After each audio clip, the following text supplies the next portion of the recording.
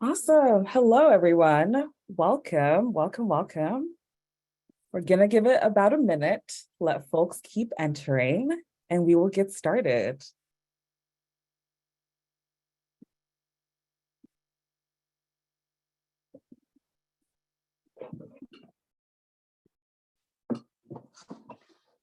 Awesome. Welcome, welcome. Okay.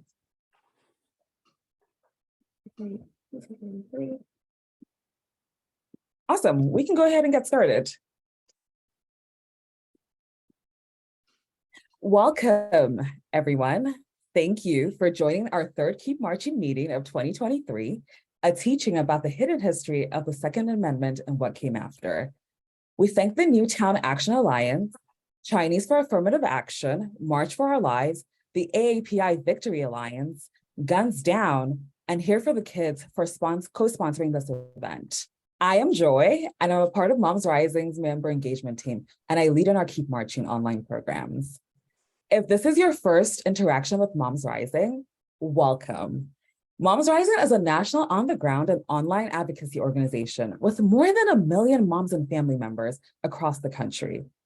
Our mission is to increase family economic security, decrease discrimination, and really build a nation where businesses and families can thrive. We are multi-issue and intersectional with a unique and inclusive membership of mothers and families that roughly tracks with the US Census. We were founded in pocketbook issues like paid family medical leave and fair pay, which continue to be our signature issues. But over time, of course, we have become the go-to umbrella organization for the leading issues impacting mothers and families at any given time. Some of our current issues include workplace justice, early learning, maternal justice, healthcare, immigration, and of course, community safety and gun control. To those of you who have never participated in a Keep Marching online meeting, we are so glad that you are here. Thank you for joining us.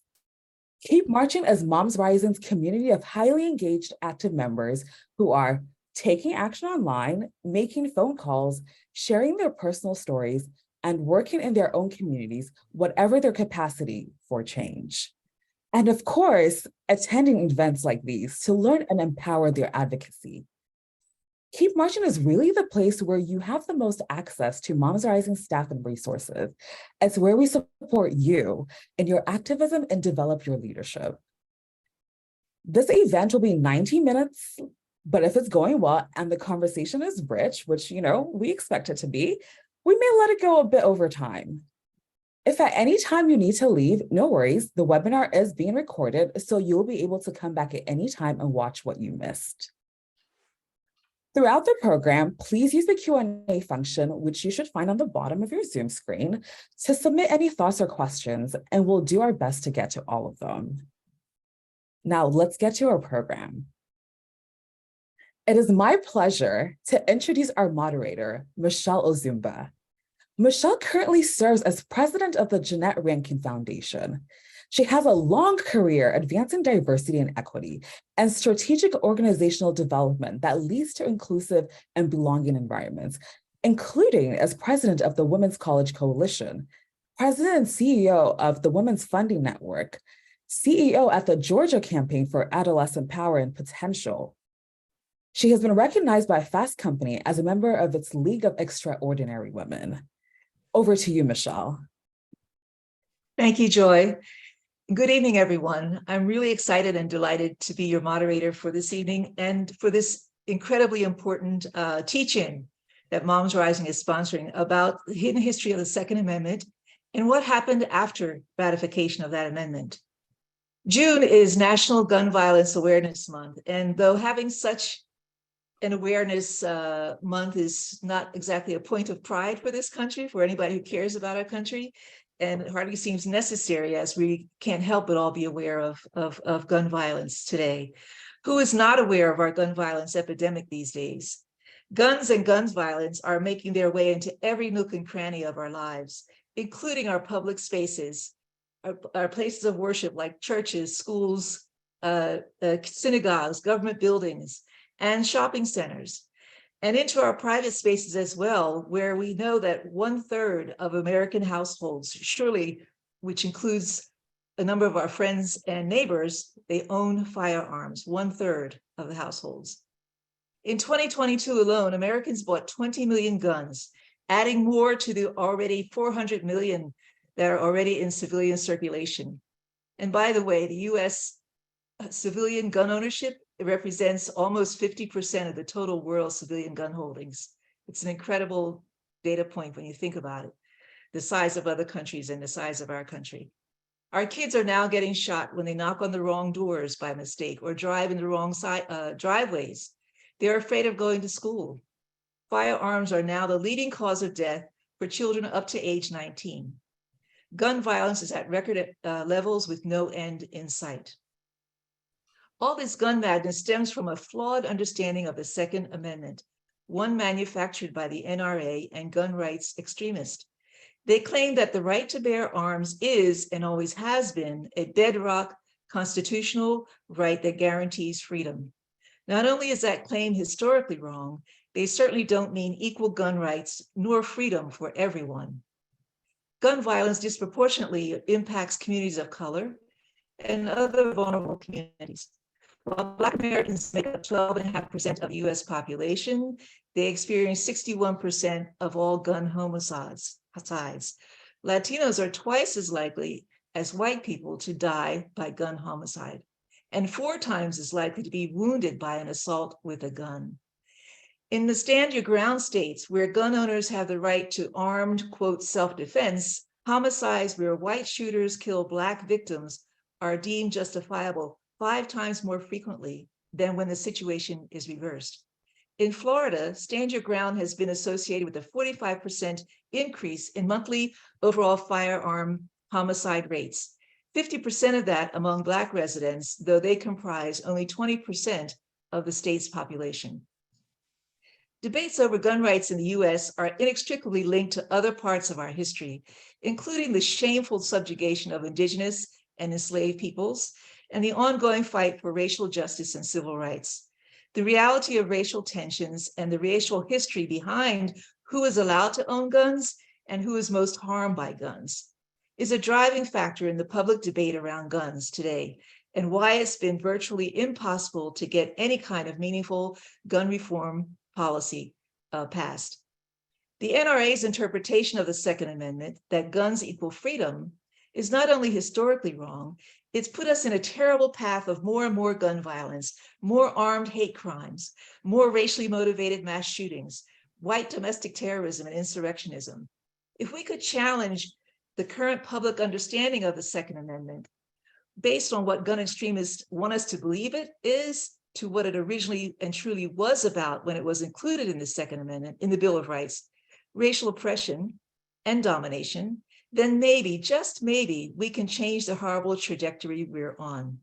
So thank you all for joining this teach-in to begin helping to change that trajectory. Our teach-in faculty tonight are 2 of the foremost constitutional thinkers about gun rights. Carl Bogus is Distinguished Research Professor of Law at Roger Williams University School of Law in Rhode Island. In his new book, Madison's Militia, The Hidden History of the Second Amendment, Professor Bogus shows us that, contrary to conventional wisdom, the fitting symbol of the Second Amendment is not the musket in the hands of the Minuteman on Lexington Green, but rather the musket wielded by a slave patrol member in the South. Welcome, Carl. Thank you, Michelle. It's a real thrill to be here tonight and to join you and Marianne Franks and Moms Rising. Really, really excited. You're very welcome. Thank you. Marianne Franks is an American legal scholar, author, activist, and media commentator. She's a professor of law and the Michael R. Klein Distinguished Scholar Chair at the University of Miami School of Law. In her book, The Cult of the Constitution, Our Deadly Devotion to Guns and Free Speech, Professor Franks examines the thin line between constitutional fidelity and constitutional fundamentalism, and how the NRA has fanned the flames of the latter. Welcome, Marianne. Thank you so much. It's a pleasure to be here. Thank you. We look forward to talking with you too. So, Carl, we're going to start with you. And congratulations again on the publication of your new book, Madison's Militia, The Hidden History of the Second Amendment, published by Oxford University Press. Thank you. And my first question, Carl, is what prompted you to start delving into the history of the Second Amendment? Well, it's a topic I've been interested in for a very long time. Before I became an academic, I was a gun control activist. I was on the board of directors of what is today the Brady campaign, was then called Handgun Control Inc. When I was then a practicing lawyer, and when I stopped being a practicing lawyer and I became an academic lawyer, my interest in the Second Amendment naturally flowed from my interest in trying to do something about gun violence.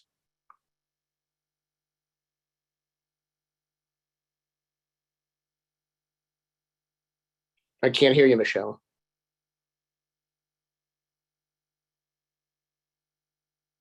Michelle, I think you might be muted. Okay, I'm sorry. The That's host okay. is not supposed to understand. Anyway, so the word militia is key is a key component of the Second Amendment. Can you talk about what is the understanding of militias in the Revolutionary era? Sure. So it's very important, I think, to draw a distinction, by the way, between when you say the Revolutionary era, before the Revolutionary War, and then after the Revolutionary War. And the reason that becomes very important is the following. Militias were in the colonies before the Revolutionary War, the instrument of internal security. There were no police forces. Police forces really hadn't been invented yet. And all white adult males in the colonies were enrolled in the militia, and they had a responsibility to help provide for security for the colony. They were required to have a musket. Many of them didn't, but nevertheless, it was generally a legal requirement. And to bring the musket with them to militia musters when called to either for training or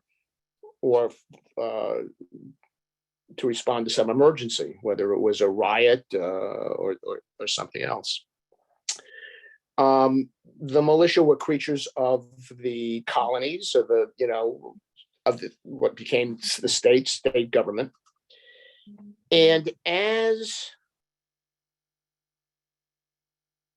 the founders, the men who would become the founders, were trying to move America to go to war with Britain. Increasingly, Britain had become looked at as a kind of a foreign army in America. America didn't have an army, of course. It had no professional military force. It only had militia. And so there was a lot of kind of mythologizing about the militia, that there was this belief, or at least there was this propaganda or some combination of the two, that the militia could actually defeat a professional army and navy of perhaps the most powerful nation on earth, Britain, these untrained citizen soldiers, because they would be more virtuous than professional soldiers. That belief was shattered during the Revolutionary War. We've all learned about Paul Revere's Ride and the battle at Lexington and Concord. Those battles were the last battles that the militia won. Bunker Hill, which followed pretty closely thereafter, could be partially counted as a militia victory. Depends whether you measure things by the number of casualties inflicted, in which case it was a militia victory because the British sustained greater casualties than the colonists did. But it was a defeat if you measure it by could you hold your ground, or did the enemy seize the ground that was being contested? Because the British forces did take Breeds and Bunker Hill. They did seize it as when the militia actually just stopped defending it. They started to kind of trickle away because fighting is pretty fearsome work, and you've got to be trained to be able to do it. And militia really weren't. After the war, the militia had been really discredited during the war. After the war, the militia were still good for deterring and responding to insurrections, if insurrection should occur. And insurrections did occur. There was, Shays' Rebellion in Massachusetts. There were various insurrections in Pennsylvania and North Carolina and New Hampshire. And the militia responded to them. But the most important role for the militia, and everybody understood it, was slave control in the South. Yes, Carl, you have this compelling statement you make in your book about the mental image we have of the militia and Minutemen being Lexington Square, and it really was about the slave patrol at the time. So I wanted to ask you about that, and you're getting into it now. Tell us more about that aspect of militia history during that time. Yes. So, there was an image of American slavery that was promoted by slaveholders, that slaves on the North American continent, in the 13 colonies, were happy, content, and docile slaves. And that's simply not the case. And slaves were kept in line through a variety of brutalities, regular whippings, and worse. But the principal instrument for slave control were the militia. And the militia organized slave patrols that went out every night, patrolled areas between plantations, making sure that slaves were not where they were not supposed to be, that they were where they were supposed to be, and that they weren't gathering in groups, and that they didn't have contraband, particularly weapons.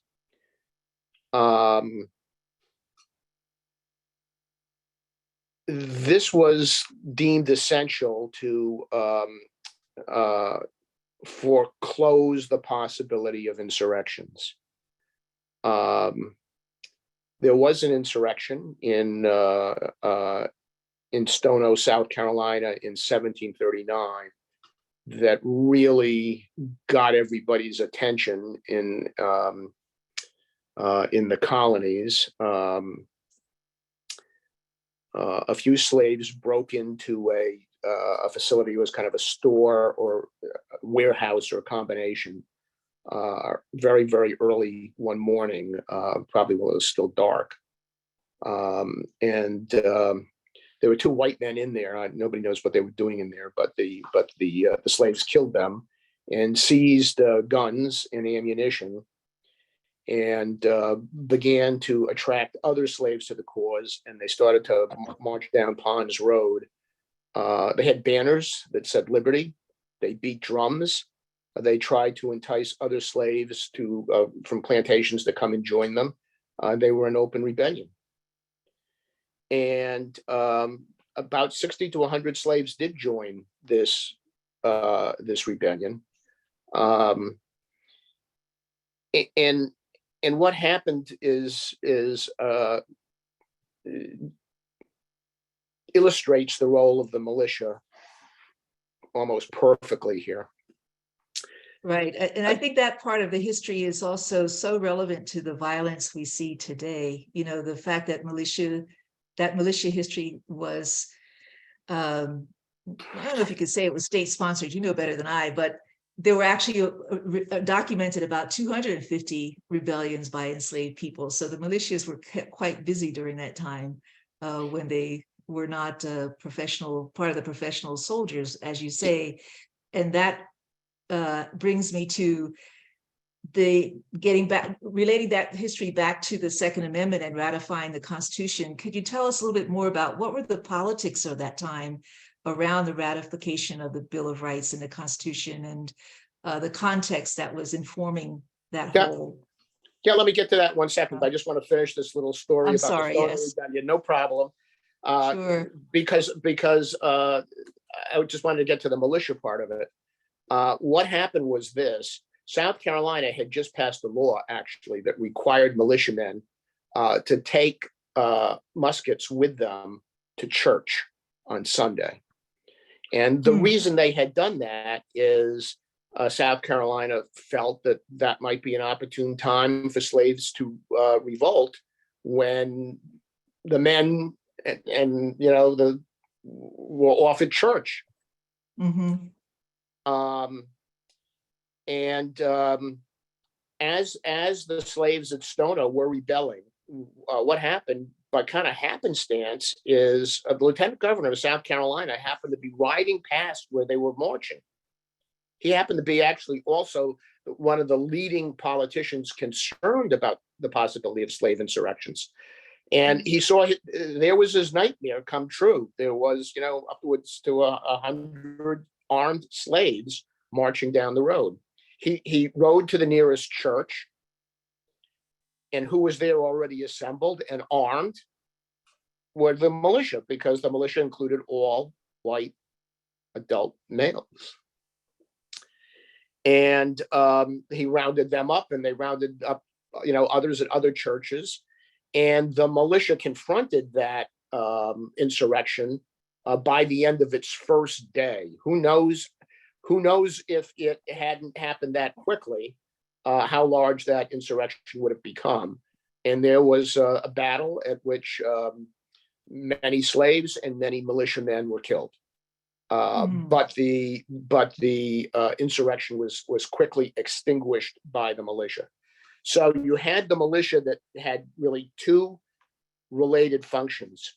One was to deter slave insurrectionists through these constant patrols, and the other was to respond quickly and extinguish any insurrection that came about. So now you wanted me to get to actually kind of the writing of the Second Amendment. Is that right, Michelle? Well, yeah. I mean, the militia history is so important to what we're trying to get to in terms of gun reform policy in this country. And so the idea that the gun violence stems from that history is so important for us to learn about. So thank you for really giving that example, because that seems like one of the little known rebellions, right? We know about Nat Turner and a few others, but the one you just mentioned is not well known, and it's happened so early. It's even more significant. So thank you for that. Important for our understanding of why Madison and the first Congress wrote the Second Amendment, because it happened before then. And it was forefront in their minds and everybody's mind in the South. Yeah, so that does lead to the question of the context around that ratification. So if you can speak to the politics a bit. Yes. So in the summer of 1787, the founders walked out of Independence Hall and they said, we wrote a new Constitution. somebody said, Dr. Franklin, what kind of government have you given us? And he said, a republic if you can keep it. So we're all kind of familiar with that history. The Constitution by its terms required that it be ratified by 9 states at ratifying conventions composed of specially elected delegates to that convention. And by the way, the reason the founders wanted it ratified that way is they knew if they left it up to the state legislatures, local politicians who were, the representatives and state representatives and state senators would not want to yield power to a stronger national government. That is what the Constitution was all about. The Articles of Confederation had failed because the national government was impotent, and the state governments were too powerful. There was really no national government of any consequence. And so they wrote a new constitution, and it had to be ratified by 9 states at these specially ratifying conventions. 1 year later, in June of 1788, the Virginia ratifying convention convened in Richmond. And Richmond is in Eastern Virginia, in the Tidewater region, an area where a lot of the founders lived, George Washington, George Mason, many others, and an area in which the majority population was Black. Enslaved Blacks represented the majority, and they were held in bondage and controlled by a minority white population. Now, at that ratifying convention, and someday someone's going to make a movie of this, because, Michelle, this is one of the most dramatic episodes in American history, and also one of the least known episodes in American history. So 8 states had ratified. Just needed 1 more. But it looked like if Virginia didn't ratify, there wouldn't be a 9th state. My state of Rhode Island was completely opposed to the whole project of a national government. We didn't even send delegates to Philadelphia. Everybody thought New Hampshire was going to be an easy ratification. They convened the convention early. They didn't have the votes to ratify, and they suspended the convention. New York looked like an impossible situation. It was controlled by Governor George Clinton, who was an anti-federalist. The anti-federalists were opposed to ratification. They were basically states' rights, states' power people, and they did not want to ratify. So it looked like New York was a lost cause. And they looked like there were problems in North Carolina. North Carolina might follow Virginia if Virginia ratified, but probably would not ratify unless Virginia ratified. Furthermore, even if there was a 9th state and it wasn't Virginia, could you have a United States without Virginia? It was the largest state, the wealthiest state, and it was geographically in the middle. And it was the home to Washington, Jefferson, Madison, and on and on. So this convention lasted a month, and it was a titanic battle. And the Federalist bloc, those who wanted to ratify, were led by James Madison in person, who knew more about the Constitution than anybody. He had been the most diligent and the most influential delegate at the Constitutional Convention in Philadelphia. And he was supported by Edmund Randolph, who was then the state's governor, John Marshall, who would go on to be the most consequential Chief Justice in American history, Harry Lighthorse Lee, who was a hero of the Revolutionary War. And on the other side, the Anti-Federalists were led by Patrick Henry, give me liberty or give me death, Patrick Henry, who had been Virginia's first governor and was reputed to be the greatest living orator in America. He gave spellbinding speeches. He was a lawyer, and people traveled for many, many miles when he was trying a case to hear him orate to the jury. And his speeches to the legislature in Virginia, give me liberty, give me death speech, and other speeches were very influential in stimulating the revolution. So you So had this excuse me, great. Carl. So he was on the other side. He was on the. He was an anti-federalist. He was against ratification. So how And did it get ratified? Can we because of time, can we get to I'm sorry. how did it all get together? How did it get passed? Well, so it did get passed by a hair's breadth. The key vote was 88 to 80. But here's the key thing, and then I'll do this very quickly, Michelle. During this ratification convention, Henry and Mason raised the following argument. They said, James Madison, you said you wrote a constitution that wouldn't give the national government the power to abolish slavery. And we agree. You did that. Constitution does not give them any power to abolish slavery. There was a slave compromise in the Constitution. 5 terms of slavery is not mentioned, but it was agreed that the national government could not abolish slavery. But here's what you did. You gave the national government the lion's share of power over the militia. The militia that had always been our militia, a state instrument exclusively.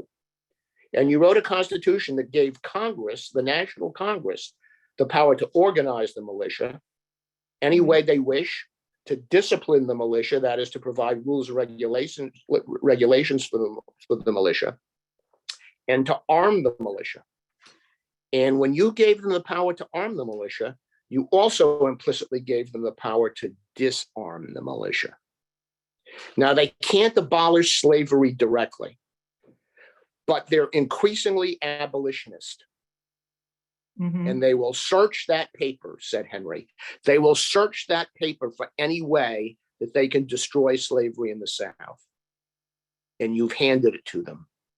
They will disarm the militia. He didn't have to say what would happen if the militia were disarmed. It was a terrifying prospect. Madison won. The Constitution was ratified, but he walked out of there politically wounded and with this problem, or at least a political problem, hanging over his head about Congress having the power to disarm the Southern militia. Well, so that's very fascinating because it seems like the intent of that was clear. And if we look at the rhetoric around Second Amendment now, it's almost just the opposite of what Madison that whole conversation you just explained to us, that history about the objection of the states. Right. So when Madison sat down to write the Second Amendment, it provided him with an opportunity to solve this problem. And it was a continuing problem because Patrick Henry was doing everything he could to end Madison's political career. And this had wounded him. So we'll listen to the words, and I'll shut up in 1 second. We'll listen to the words of the Second Amendment again. A well-regulated militia being necessary to the security of a free state. By the way, somebody made a motion to change security to defense. That was defeated. Everybody understood the militia was not an instrument for defending the country against foreign invasion.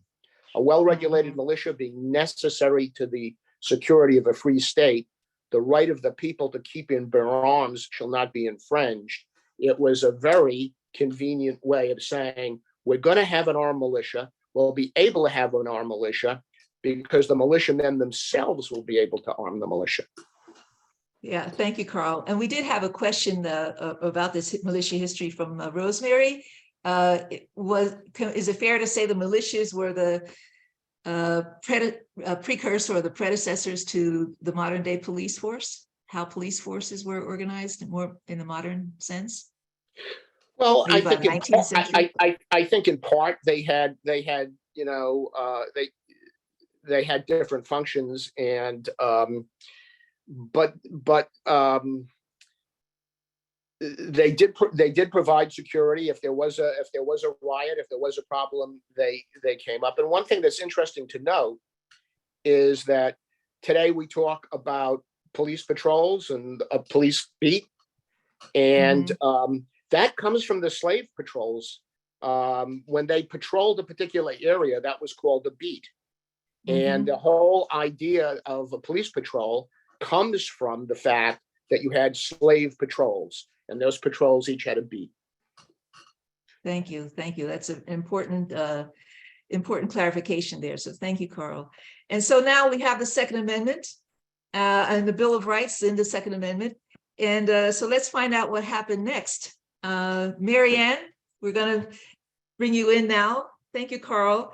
And we'll come back. You'll be back later on. Marianne, everyone should read your book, The Cult of the Constitution, from Stanford University Press. So congratulations on your publication as well. A few questions for you. What happened after the Constitution and Bill of Rights was ratified and the US became a country? What happened with gun laws and gun policy as a result of the Second Amendment? Yeah, and I'm going to use a really broad brush here. There's obviously a lot of details that, I'm not a historian, and so I leave the details to the experts like Carl, but in a really broad sense, you've got the Bill of Rights, you've got this kind of compromise that has attempted to take the skeptics who were worried about the centralized government, and you enumerate these kinds of important rights, including the First Amendment, the Second Amendment, and lots of other really important values. But for the longest time, right, until really, really recently, it just seemed assumed that what the Second Amendment meant was relating to militias, right? As Carl says, that preface is key to the entire amendment. So it's about militias, it's about collective defense. It's not really the kind of notion that we're so accustomed to today of associating the Second Amendment with an individual right to bear arms.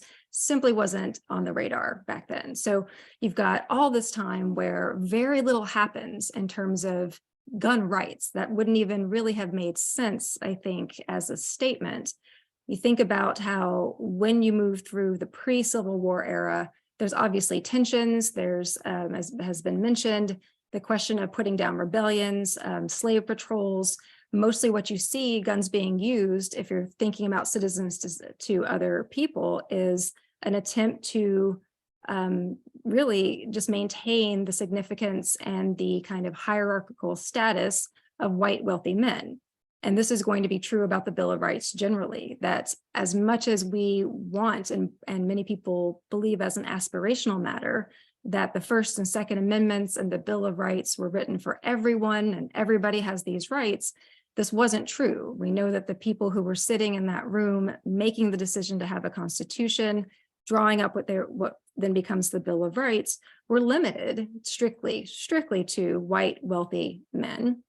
And everyone else was assumed, they didn't even have to say it, right? It was an assumption that everyone else is lower in the hierarchy. So when we talk about this Bill of Rights, they were very much presumed to be the rights that would be granted to a certain elite section of society. So when you have these massive upheavals prior to the Civil War, and then obviously through the Civil War, part of the tension there is who gets to be a citizen, is who is it that gets recognized, because obviously those excluded groups are starting to say, hey, wait a minute, there are these promises in the Constitution. There are these claims that are being made about democracy and equality. And so obviously that's animating so much of the Civil War and revisiting these, the kinds of, I guess you could say, in some ways, the things that were really haunting the United States from its founding, right? Because as Abigail Adams pointed out at the time, You're talking about throwing off the tyranny of the British, but you want to maintain tyranny over enslaved people, one, and you want to maintain tyranny over women, too. So there's something ironic there that never really gets worked out, and the Civil War is an explosion of that conflict in many ways. So there's really no discussion for a really long time about what the Second Amendment means for individuals. What you do have around that post-Civil War era is you have some really bloody attempts to essentially reinstate the status quo, right? So the Civil War is this huge upheaval. 13th Amendment is a huge upheaval. All the Reconstruction amendments attempting to exercise these demons, right, of slavery and oppression. And you get things like the Colfax Massacre, where there's a debate, there's a conflict between the Republican and Democrat candidates for governor. And at this point in time, Republican is more like what Democrats are today, and Democrats are more like Republicans are today. But a debate over who's actually won, and there's this huge standoff between blacks and whites. And those who are supporting at the time, the Republican governor, they're in the courthouse because they're afraid that the whites are just going to take back power by force, that they're not going to accept the fact that there is a kind of recognition that the Republican, the pro-Freedman candidate has won. And so they're occupying the courthouse, and these white mobs show up and they start just laying siege to the building. And what ultimately happens is that the freedmen give up, and they know that they're outnumbered. They know that they're also outmaneuvered in the sense that they've got fewer weapons than the white men have. And at the point at which they surrender, the white men rush in anyway, and they massacre up to as many as 150 freedmen inside. So I mention all this because out of this horrific incident in history comes the first Second Amendment case, because an act had been passed in 1870 that purported to stop this kind of activity. This is the Ku Klux Klan activity, this kind of paramilitary sort of oppression. And the argument that was made of these few men who were being held accountable for their role in the massacre was that they had violated the freedmen's First and Second Amendment rights. And the court basically says, well, we don't believe that the Second Amendment applies to the states. It only applies to the federal government, and that doesn't change for some time. And we don't think you can punish citizens who deprive other citizens of their rights. It's only when the government itself acts. So that's basically the case you get, and it doesn't really give us much insight into what the Second Amendment means, except to the extent that the powers that be are saying if it's Black men who are advocating for their Second Amendment rights, the courts say we don't recognize it. And that kind of is the theme that you see for a while in modern times too. What you have though, right, no matter whether you're thinking about the supposed Wild West or any of the frontiers, this kind of mythology about how there were no gun laws and everybody just had a gun on their hip and it was a shootout every day. None of that's true. There was extensive gun regulation basically everywhere, and certainly in places like Dodge City, where actually people had to give up their guns before they went into city limits unless you were a law enforcement officer. So we had gun regulation everywhere, and there wasn't this kind of this very modern narrative of how those would somehow infringe upon your Second Amendment rights simply was not part of the conversation.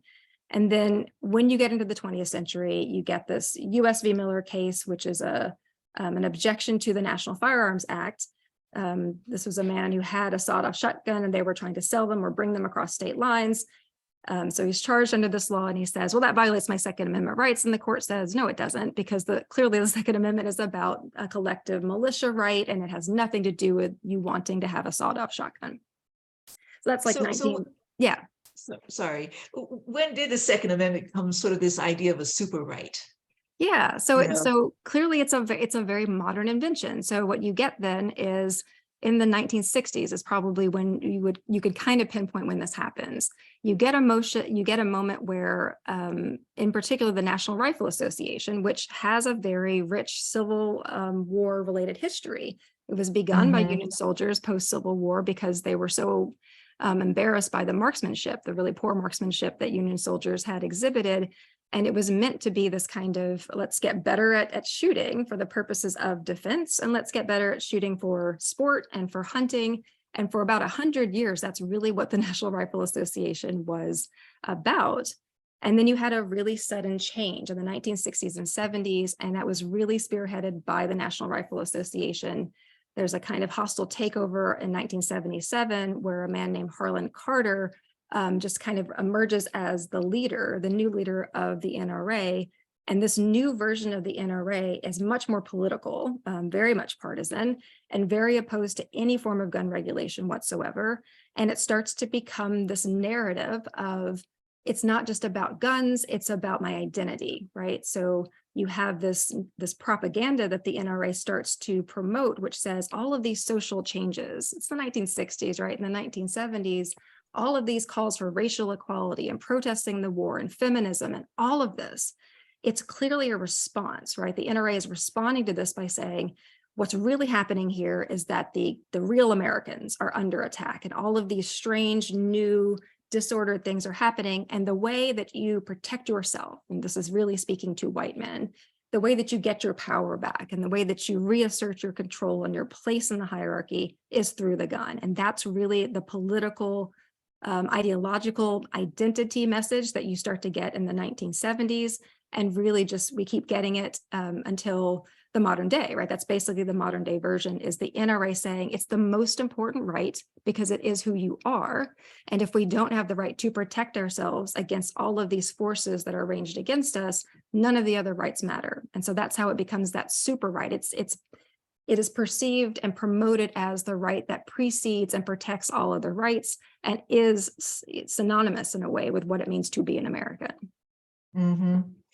Yeah, so it seems that it suggests that there's because if you go from the 70s to now, there's sort of this long-term plan, that this almost intentional process to kind of double down, as you say, on this idea of using the Constitution to justify not any regulation around an individual having weapons and having unlimited amounts of ammunition with that weapon. I mean, even in Israel, where people are armed, there's a limitation on how much ammunition you can have individually. So we can't even get ammunition limited here because of this idea of what you just described, of this absolutism of linking it to fundamental right and freedom, that I have a right to have these weapons and this ammunition to, quote, protect myself. But it's more than that, as we see today with every morning you wake up, the headlines is somebody being shot somewhere, for all the reasons that we cited earlier.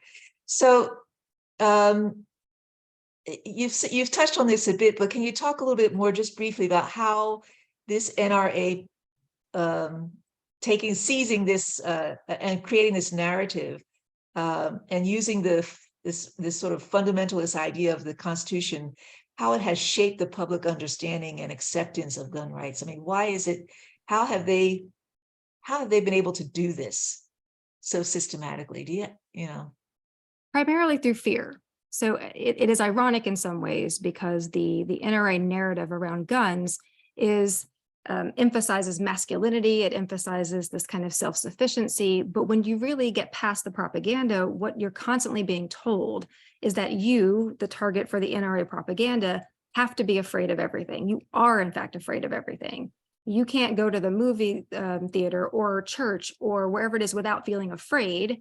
And so you're going to have this physical external sign, which, by the way, is a good that you will purchase from a very lucrative industry. That's convenient too, right? That it just so happens that the way you exercise your Second Amendment rights is to consume, to be part of a machinery that benefits a billion-dollar industry.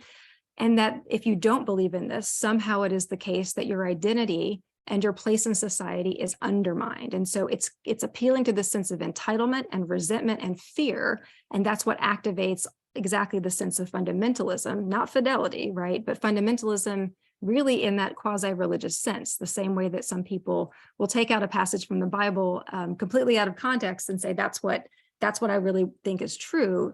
And it just so happens that it actually serves my self-interest too. And I'm going to ignore all the passages and the other parts of the text that don't serve my interests. And you literally see this with the NRA. If you look at their headquarters in Fairfax, right, when they have that big quotation from the Second Amendment, they leave out the prefatory clause. They leave out all of the stuff that has to relate to the militia because that's not relevant to their interests. Right. And so was there a deliberate plan in place that they had in the 70s that they kind of just executed over time? That was it, I mean, it wasn't just reactionary that they experienced something and, oh, they came up with another way of driving fear.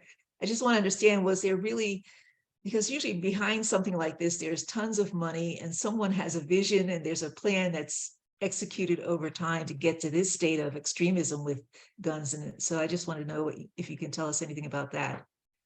To the extent that the plan, I think, for those in power, right? And we live in a moment where power has shifted somewhat. We no longer live in a time where it is overtly and absolutely the case that only white men control things, right?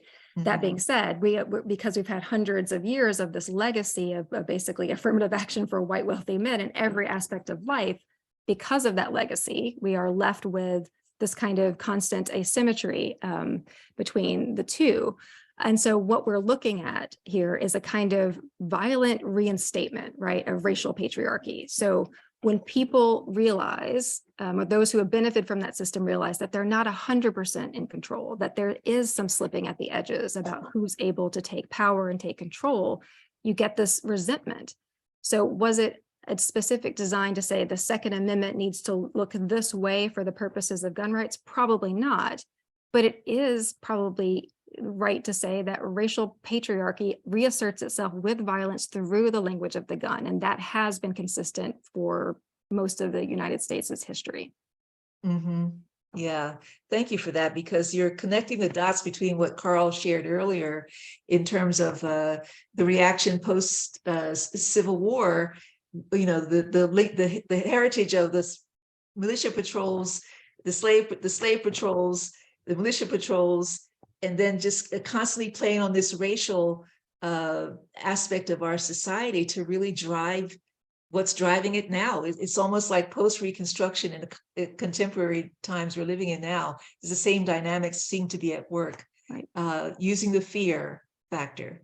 We're going to bring Carl back in, and then Marian, you stay. We're going to have a group conversation now. So Carl, we're going to talk about a couple of more contemporary things that are related to this whole issue of gun rights and violence. In 2008, the Supreme Court rocked the legal world with the District of Columbia versus Heller decision.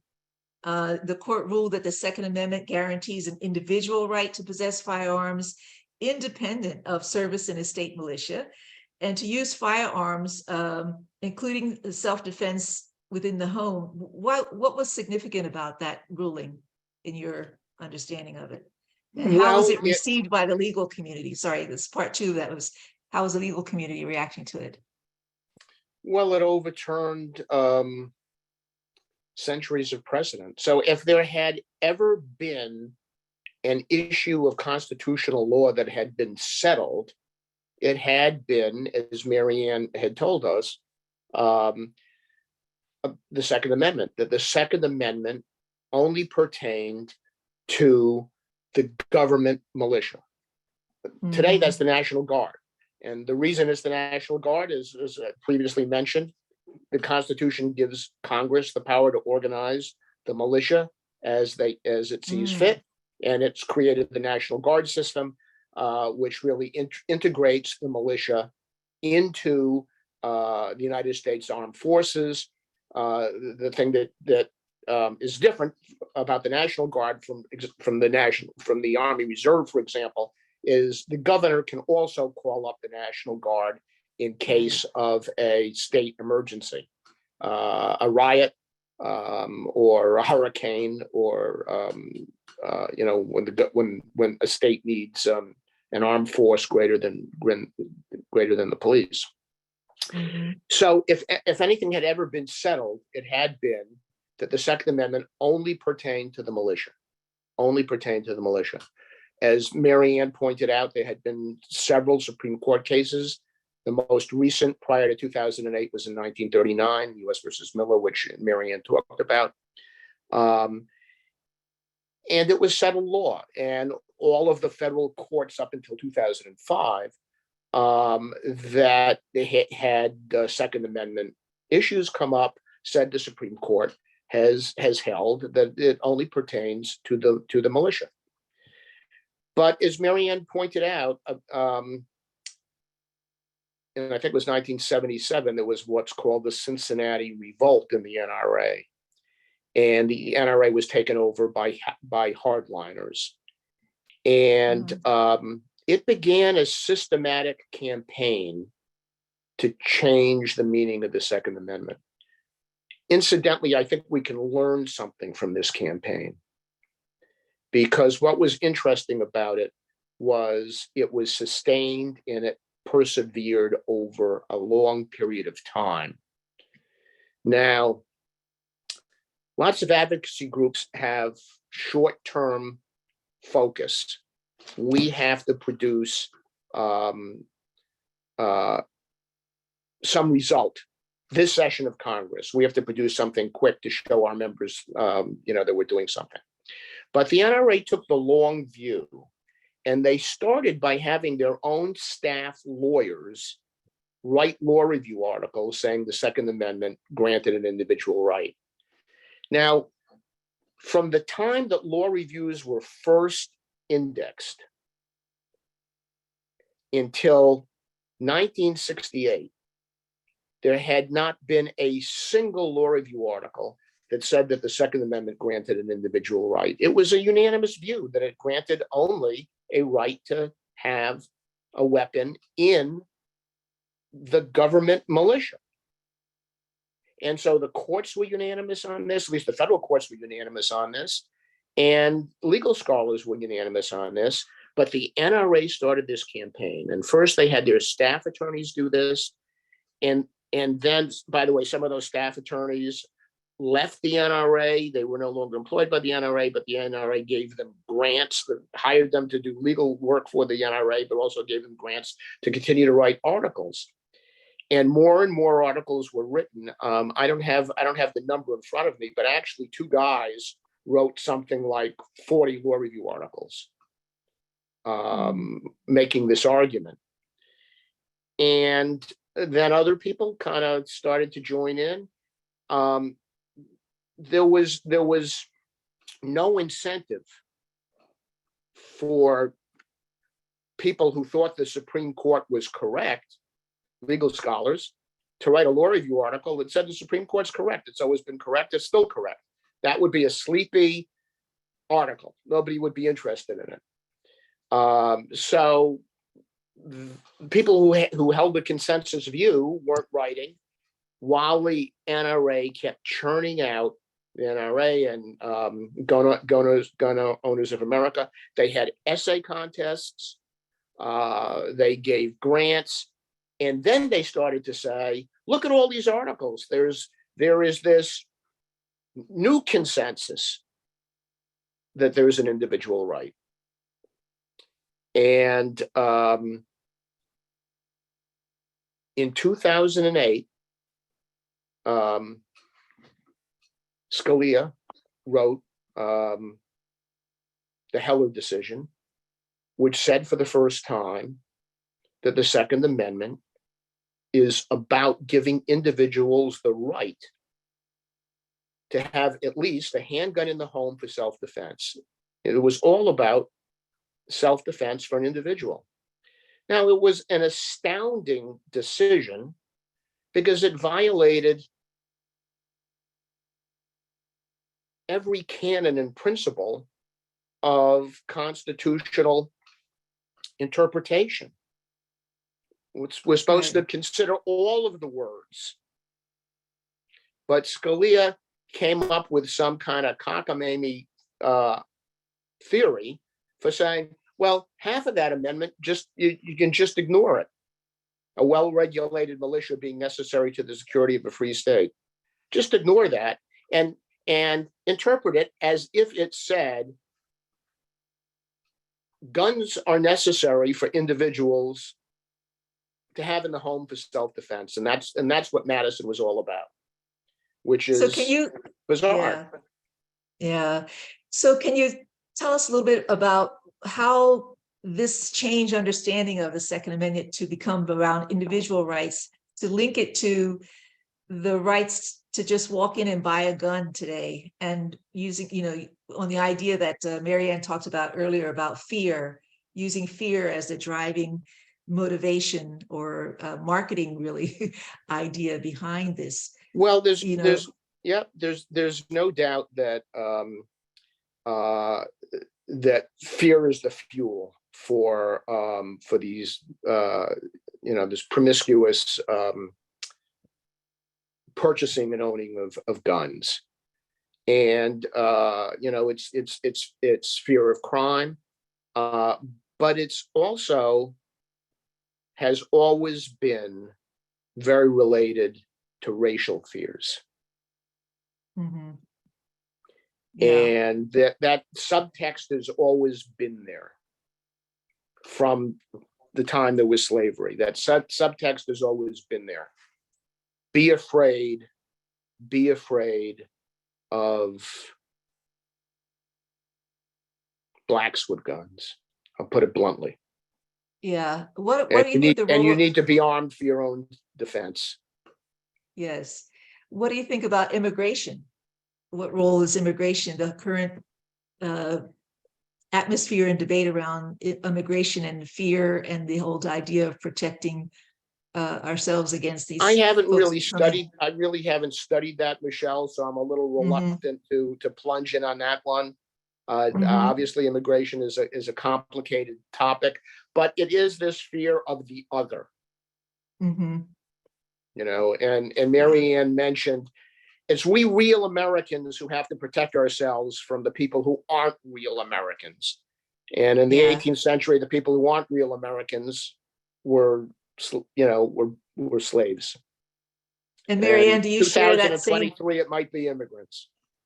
Yeah, I was going to ask Marianne if she shares shares that same view, or have anything to add to that notion of the fear and using the fear to actually drive sales of guns and no requirements. I mean, you have less requirements for buying a gun than you do for getting a driver's license or even any other kinds of fishing permits, So any connection that you see there with what Carl just said in terms of fear of non-whites, fear of the other?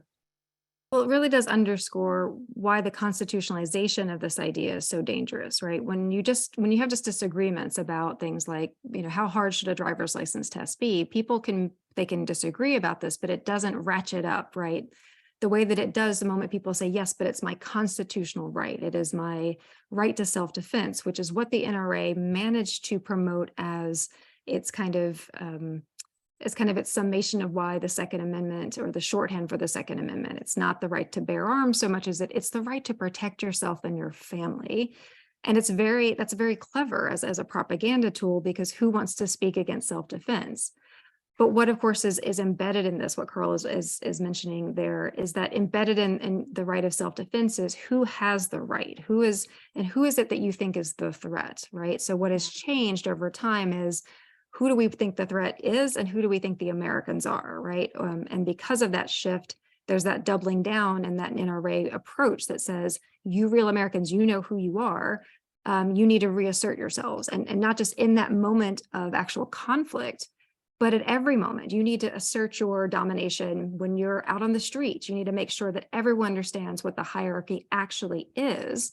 And that's why the symbolism is so important, because most of, what's changed about gun ownership so much in the last few decades is people don't just own one weapon, they own multiple weapons, right? And it's part of this culture that says the more you consume, the more that you have an array of basically an arsenal in your house, the more you are a protector and defender of all things that used to be what America stood for.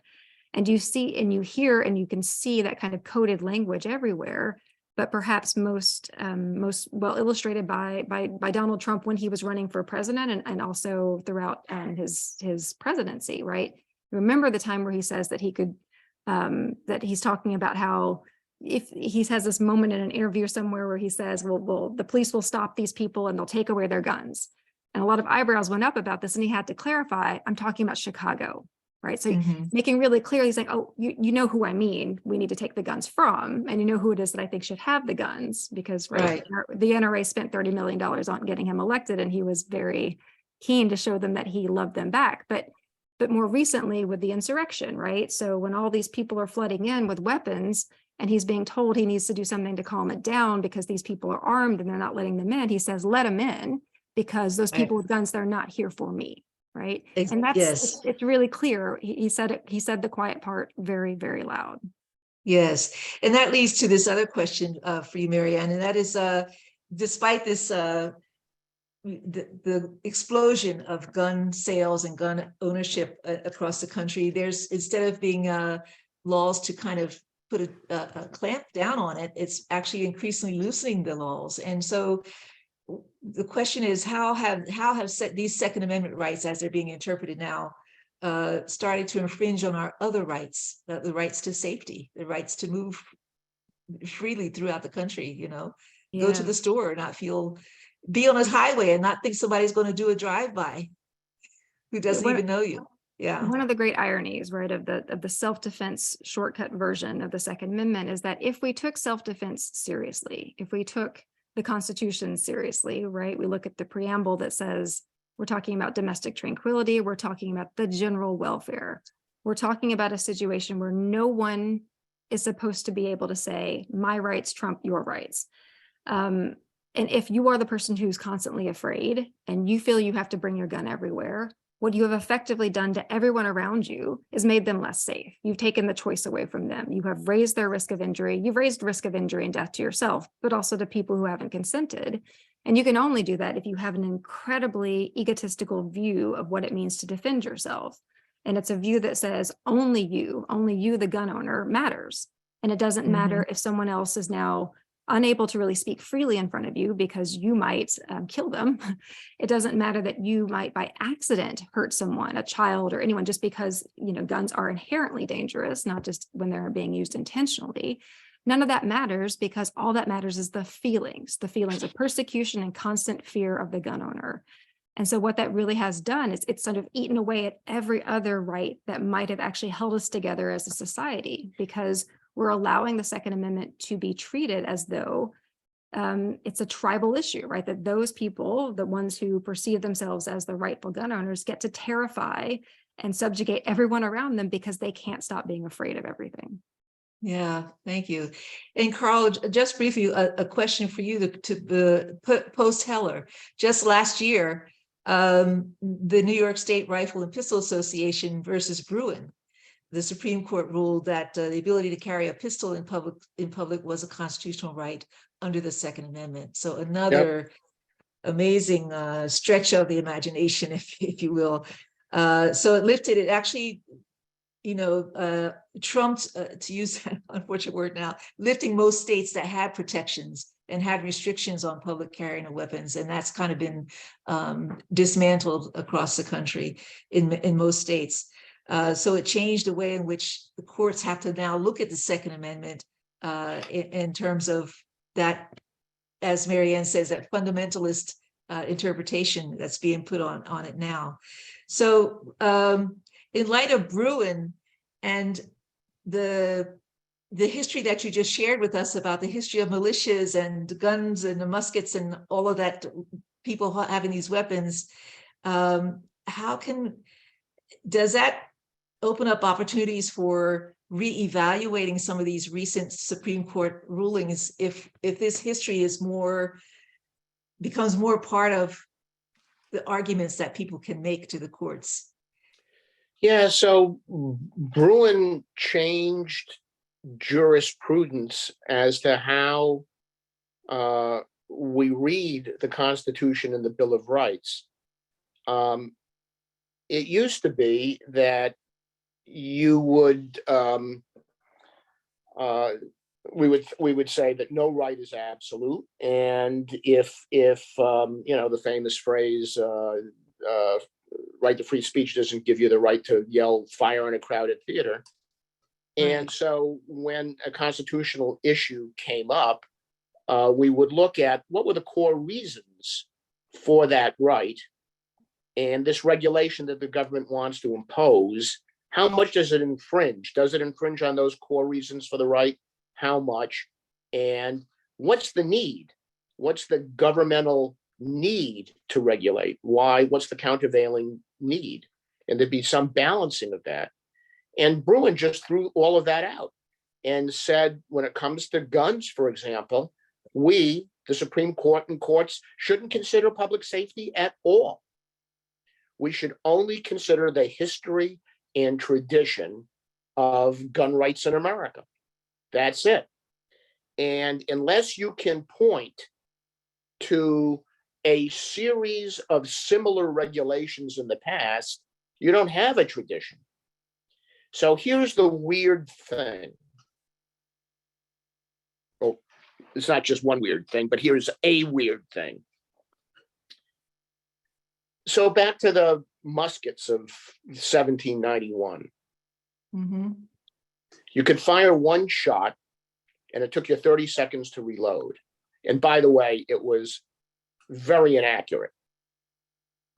The reason all of these soldiers were in a phalanx and fired, you know, there was one line kneeling and another line standing behind them, and the one line would fire and then kneel to reload. It would take 30 seconds, and then the other group would fire and they would kneel to reload. And they had to be packed together because the muskets were so inaccurate. The only way you could hit something is if you had a big volley all together, you know, big volley, you hopefully would hit something.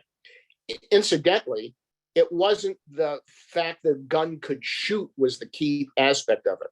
The key aspect of the musket was it had a 25-inch bayonet at the end.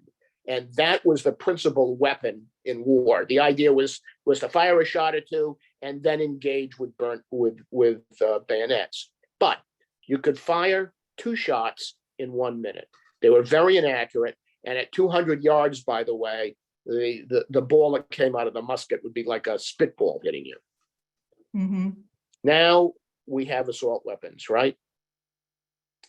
And in a minute, instead of firing 2 rounds, you could fire 75 rounds. And you can reload in 3 seconds by taking out the spent magazine and replacing it with a new magazine. And the velocity and damage, the velocity of the round is much higher, and the mass is greater, and the damage it does is much greater. And the Supreme Court says, the ACLU actually made some argument. Well, if you have a right to have a weapon and it's all about history and tradition, you have a right to have the weapon you could have in 1791. And, the court said that's a frivolous argument. That's ridiculous. You know, weapons are weapons and they've advanced. Right. But how much sense does it make that weapons can advance, can be completely different, really a whole quality of thing different in 2023 than it was in 1791. And yet regulations cannot advance. You're stuck with whatever regulations you had in 1791. Right. That's absurd. That's absurd.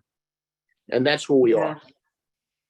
Well, this brings us to a question. We're going to go into Q&A now, but Margaret Heldring is asking, and it speaks to what you just talked about, Carl, that over time, has there been a back and forth legally between the right to public safety and the right to firearm? Because it seems like in all these arguments that you all have shared with us, the right to public safety has not kind of had a place in this argument. At least it hasn't been effectively made. Well, the right to public safety required rigorous gun control. So it was when District of Columbia had an awful lot of gun carnage that they instituted a handgun ban. And by the way, that research, and published in the Journal of the American Medical Association, showed that handgun ban lowered gun injuries, gun deaths, gun injuries, over the 7 years that was studied. So public safety was always about regulation. As Mary Ann said, don't bring your gun into Dodge. You have to leave it with the sheriff and have a token to come and collect it later. Right. The idea that guns make us safer, How many people believe that today? How many people Yeah. believe that today? There are, the NRA types talk about this, but does it really? I mean, common sense is more guns, more deaths, and that's why America is an outlier in affluent nations in the world. I think in the Because we world. have so many guns, we have so many gun-related injuries. And there's research over time. There's research in terms of states that have the most guns and the states that have the least guns. And public safety in terms of lower gun homicides and lower suicides correlate very, very highly with simply less households have guns. Yes. I mean, the more households have guns, the more gun homicides, the more suicides. Yes. And Marianne, I want to come back to something you shared earlier in 1968, where the NRA kind of seized and became more political, and doubling down on this idea of gun ownership, individual gun for defense and protection.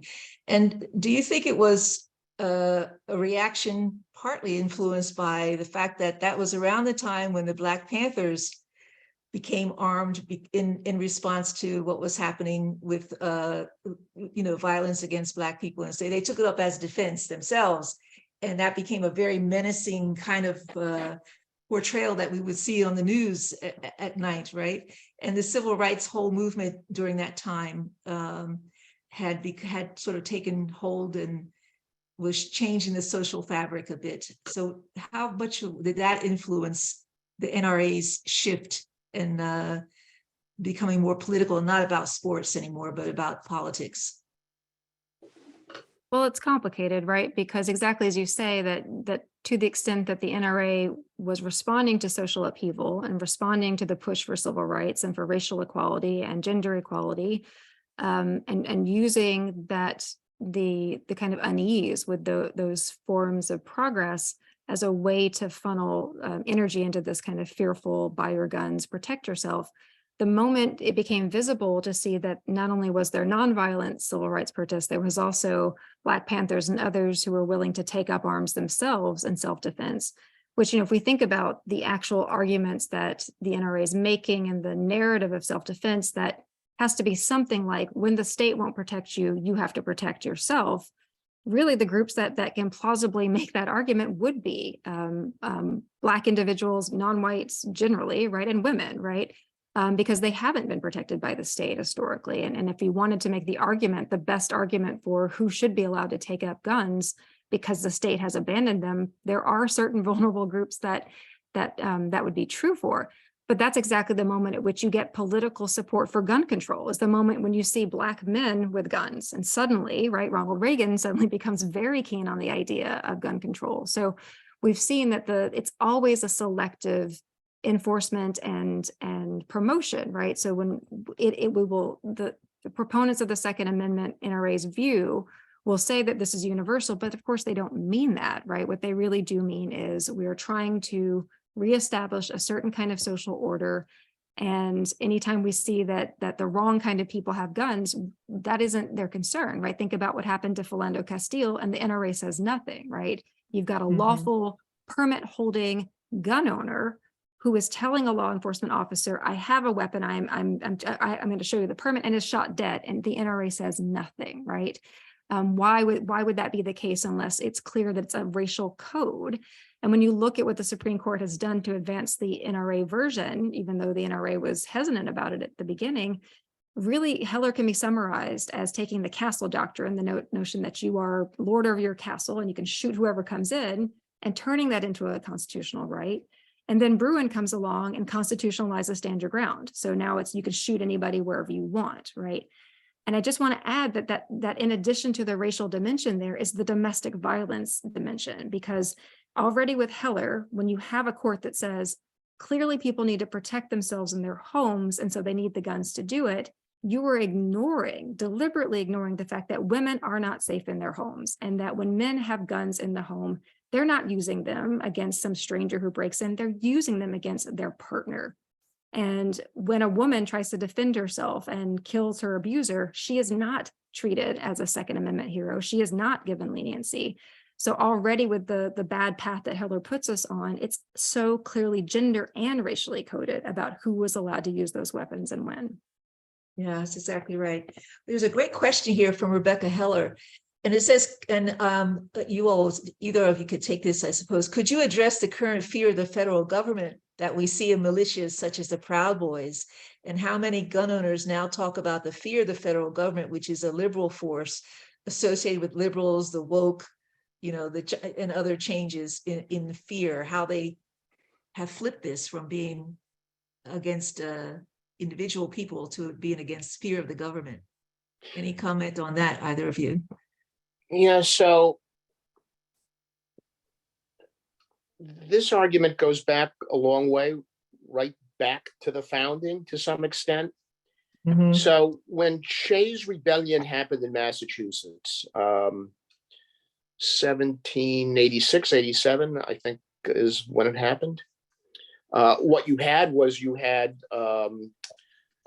former Continental soldiers that had debts to keep their farms going when they were off fighting the Revolutionary War, and then they came back and they couldn't pay their debts, and their farms were being foreclosed on, and they threatened an armed insurrection over it.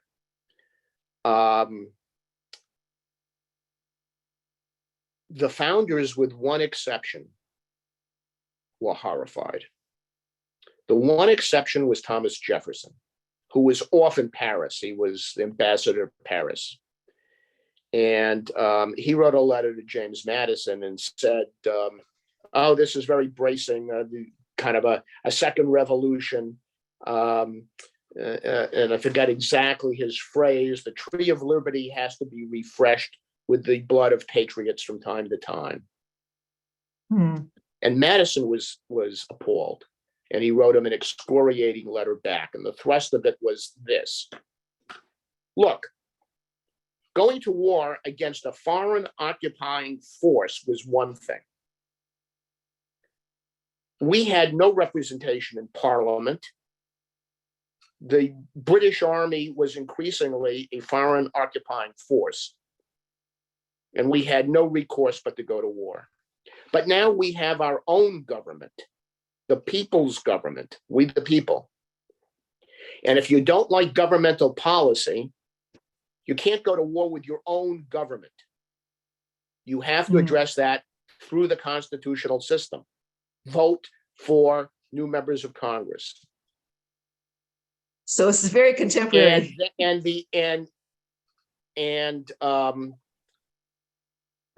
the answer then, and that's the answer now.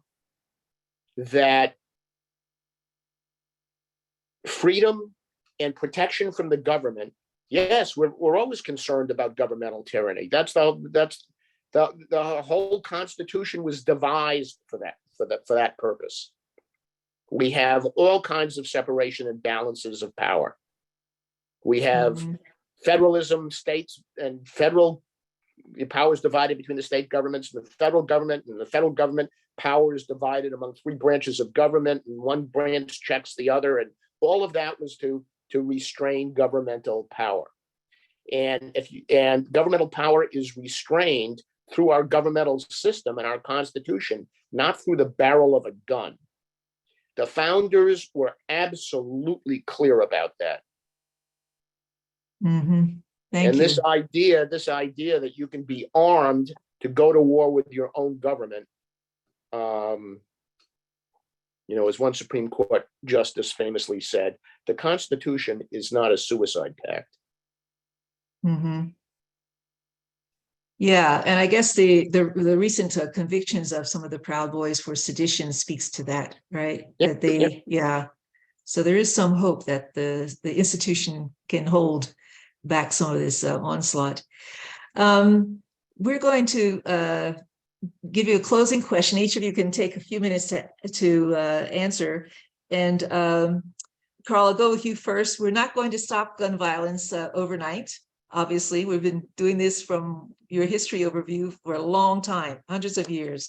What needs to happen in the long term to set us in the right path and finally get some comprehensive gun policy reform in the country that the country not so desperately needs, but the polls show us the vast majority of people are ready for some reasonable, sensible gun reform. So what can we do over the long term, or set to get us on the right path? So some old Scot once said, if I could write the songs, I would not care who can write the laws. And the point of what he said was, it's culture that drives politics and law, not the reverse. Mm.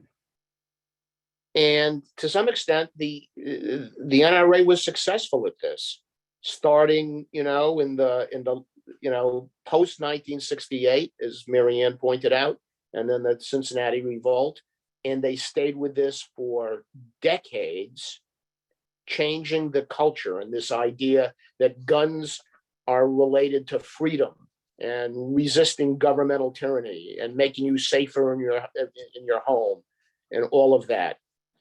And it worked.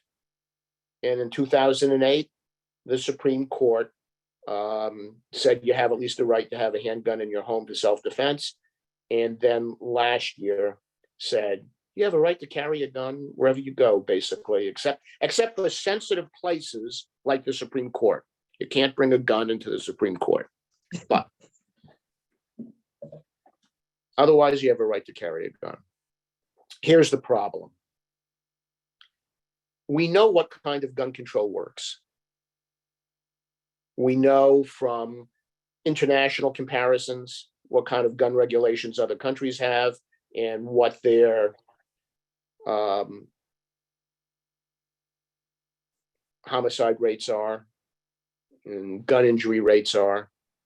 And incidentally, this idea that we're just very different, we're more violent, is not the case. Other countries like Britain, France,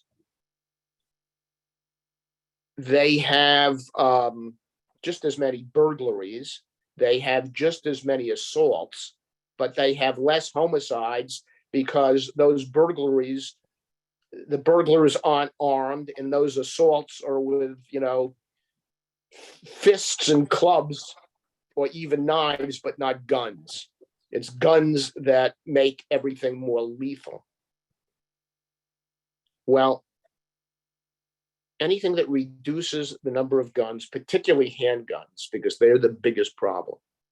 Assault weapons get a lot of attention, and they should, used for mass murders, but handguns are still, I think 80% of gun deaths come from handguns. Anything that reduces them in general circulation will make America safer. Well, we can't regulate that way under current Supreme Court jurisprudence. So we have to overturn Supreme Court jurisprudence. And it's going to be awfully difficult because the Supreme Court has got a supermajority of 6 conservatives who signed the Bruin decision. Mm. So we're going to have to change the culture. And if we can change the culture, the law and politics will follow. And you pointed out at the beginning, Michelle, about the Second Amendment is this image of the musket in the hands of the Minutemen, protecting us from governmental tyranny. It's associated with freedom. If that image changes to what you suggested, it's the musket in the hands of the slave patroller in the South, then a lot will flow from that. Mm. Americans will look at the Second Amendment differently And that Second Amendment has legal power today, but it has always had a lot of cultural power. Yeah. We have to take a lesson from the NRA. Changed the meaning of the Second Amendment over several decades. They did it. We can do it. And we ought to be able to do it because truth, justice, and the American way are really on our side. Thank you. Marianne, the same question to you. What can we have to do? What needs to happen over the long term to reverse what we see happening now with gun violence? Three major things. The first is reforming the law. The second is reforming the industry, and by here I mean the gun industry. And the third is reforming society. So on the reforming the law, Carl is right. We're stuck in a sense because we've got these two incredibly bad decisions. But here's an interesting thing that one can learn from politics right now. We've had fairly robust First Amendment laws that protect against certain types of state action. And yet you have Republican leaders in places like Florida and Texas and Tennessee who are just blowing right past it anyway and passing a bunch of laws that they know are unconstitutional. They know cannot survive scrutiny, and they're doing it anyway. As much as I disapprove of this tactic as a general matter, it means that there is an opening here, right? So if the Bruin court has said something about the Second Amendment that seems completely wrong, which it seems to be so, don't let that stop legislators from passing laws anyway. Pass every law you can. Pass as many red flag laws as you can, emergency protective order laws, restrictive laws about what happens in public. It's not like this court cares that much about precedent anyway, right? So if you can take a decision like Dobbs and get rid of a constitutional right overnight, just make the challenges everywhere you can, right? Make it difficult, pass a flurry of legislation and see what happens, right? And then reform the industry, as in sue more manufacturers. Now, I know this is partly the problem of a federal law called the Protection and Lawful Commerce in Arms Act, and that needs to be repealed, but also just keep hitting the industry, hit them over and over and over again to force transparency, to force the public to know, like we did with tobacco. What did you know? When did you know it? How are you keeping us less safe deliberately so that you can profit? Make that obvious and keep hitting them where it hurts in the pocketbook, because they are funding the NRA and many of these other organizations. And then maybe the hardest one, right, as Carl says, is the society problem, right? Make it clear what's really going on here. It isn't strength, it's fear. And it's not only fear, it is self-defeating fear. There's a kind of poignancy when you think about the history of the NRA, when you think about how it emerges out of Union soldiers who think that they should be better trained so that they can defend just causes. That's an extraordinary beginning for an organization, and to try to retrieve some of that, because surely some of the people who've been captured by modern day NRA propaganda are responding to that sense of, I want truth and justice and fairness and protect my family. I want to be trained. I want to be skilled. Try to push on these cultural ideas.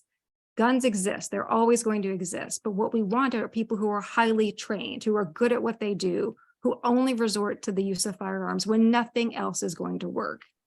Because the alternative, surely we've seen enough by now that if what we are motivated by when we buy these guns and use these guns is our sense of desperation about how scary the world is and how much we want to protect ourselves and protect our children, we have to understand, look at the world, look at the news every day, realize in this world where there are no regulations on guns, and in this world where that propaganda about identity and resentment and entitlement is just left to fester, you will live in a world where children are being shot to death in their schools. That is a world in which you cannot keep your children safe. You cannot. You cannot. No parent can. No person can. You will not be safe. You will be the next person. Someone you love will be the next person.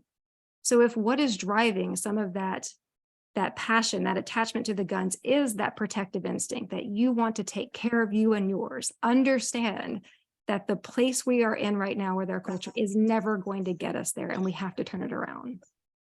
Yes, thank you. Thank you. Thank you both. This has been a really enlightening and important conversation. And I want to thank the audience members. There were a lot of questions that came in we couldn't get to, but thank you for being engaged with this for the past 90 minutes. That's all we have time for tonight. And I really want to thank you, Carl and Marianne, for your powerful scholarship, your brilliant thinking, and your desire to really contribute to us achieving a more peaceful society. And thank you for bringing all of that to us tonight, to this teaching for Moms Rising's audience. We encourage everyone to buy your books. Carl's books, Madison's Militia and The Cult of the Constitution, Marianne's book, The Cult of the Constitution. Both books are really important. And we know from other issues that other societal concerns, how important history is for us to understand what's happening to us now. And really that, the pushback right now on us learning the full history of this country, when actually the fullness of the history is what is will be part of our healing as a country as well. So I encourage all of us to buy the books, read the books, and use every interaction you have as an opportunity to advocate for bringing about some much needed gun reform so that our children can be safe. We can be safe going to the grocery store or going to the church or the synagogue or the temple. And let's begin to find a way to change the trajectory of what's been happening over the past, since the 70s. How many years is that? 40, 50 years. And finding out a true way to bring about, reduce our gun tragedy in this country. So thank you. And I'm going to turn it back to Joy. Awesome. Thank you so much, Michelle, for serving as our moderator. A big thank you to everyone for showing up tonight to learn more about the history of the Second Amendment. This program has been recorded and will be sent out to every single person who's signed up for the program. Thank you for joining us tonight, and be on the lookout for our next Keep Marching meeting. Good night, everyone. Thank you so much. Thank you. Bye. Bye, everyone. Good night.